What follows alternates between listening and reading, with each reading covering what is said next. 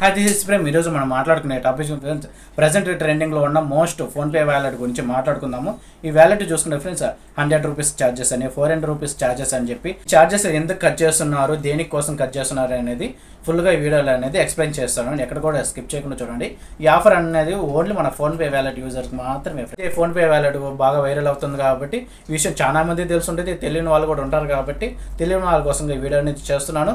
తెలిసిన వాళ్ళు స్కిప్ చేసింది, తెలియని వాళ్ళు దయచేసి ఎక్కడ స్కిప్ చేయకుండా చూడండి ఫ్రెండ్స్. ఎందుకు ఎక్కడ సోది లేకుండా మన ఫోన్పే వ్యాలెట్ గురించి మాట్లాడేసుకుందామా. ఇప్పుడు మన వీడియోలోకి వెళ్ళిపోతే ఫ్రెండ్స్, మామూలుగా ఏంటంటే ఫోన్పే అనేది నార్మల్గా అందరూ యూజ్ చేస్తూ ఉంటారు. ఈ వ్యాలెట్ అనేది ఫోన్పేలో ఒక ఆప్షన్ మాత్రమే, బ్యాంక్కి కానీ వ్యాలెట్ కానీ ఎలాంటి సంబంధం అయితే ఉండదు ఫ్రెండ్స్. ఎందుకు ఈ వ్యాలెట్ ఏంటంటే మనకి ఇన్స్టెంట్గా చేసుకునేదానికి పేమెంట్లు కానీ వాటిలో బాగా ఉపయోగపడుతుంది. ఇప్పుడు మన వ్యాలెట్ యాక్టివేషన్ చేసుకొని యూజ్ చేసుకునే వాళ్ళకి మాత్రం ఎటువంటి ప్రాబ్లం అయితే ఉండదు. యాక్టివేషన్ చేసి సైడ్కి పెట్టేసి మామూలుగా ట్రాన్సాక్షన్ జరుపుకోకుండా ఉన్న వాళ్ళకి మాత్రమే ఇన్యాక్టివ్ అయిపోయేసి మనకి ఛార్జెస్ అనేది పడుతూ ఉంటాయి. ఆ ఛార్జెస్ చూసుకుంటే క్వార్టర్లీ 100 రూపీస్ అని చెప్పి, అలాగే ఇయర్లీ చూసుకుంటే 400 రూపీస్ అని చెప్పి మనకి ఛార్జెస్ అనేది మన వ్యాలెట్ నుండి కట్ అవుతూ ఉంటాయి ఫ్రెండ్స్.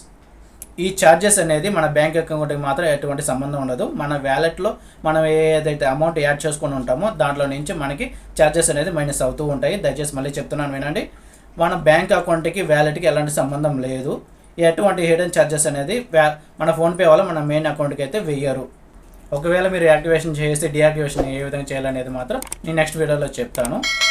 అందుకు ఈ వీడియో మీకు నచ్చినట్లయితే వెళ్ళి సబ్స్క్రైబ్ చేసుకొని, ఇంకా బాగా నచ్చినట్లయితే లైక్ చేసుకోండి.